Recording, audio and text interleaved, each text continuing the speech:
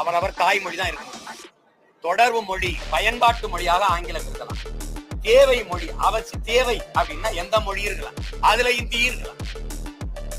அப்படிதான் நீங்க கட்டாயமா நீ படினா, நான் திரும்ப திரும்ப சொல்றேன், ஒரு சின்ன பையன் உட்கார்ந்து ஓரத்துல ஏதோ பேசிக்கிறாங்க.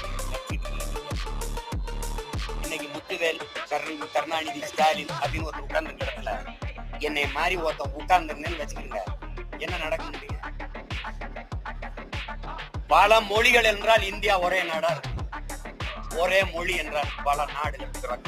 இதை எந்த கொம்பனாலும் தடுக்க முடியாது. எழுதி தேவையில்லாம உன் தாய் அழகானவள் சொல்ல உரிமை தகுதி உனக்கு, என் தாய் இழிவானவன் சொல்ல உலகத்துல எவனுக்கும் தகுதி கிடையாது, உரிமையும் கிடையாது. ஒழுங்கா விரும்பினால் எம்மொழியும் கற்போம், ஆனால் எங்கள் மொழி கற்போம். எங்கள் இனம் வாழ எம்மொழியும் கற்போம். நாங்கள் வாழ ஹிந்தி படிப்போம், உருது படிப்போம், டச்சு படிப்போம், ஸ்பானிஷ் படிப்போம், பிரெஞ்சு படிப்போம், கத்துக்குவோம்.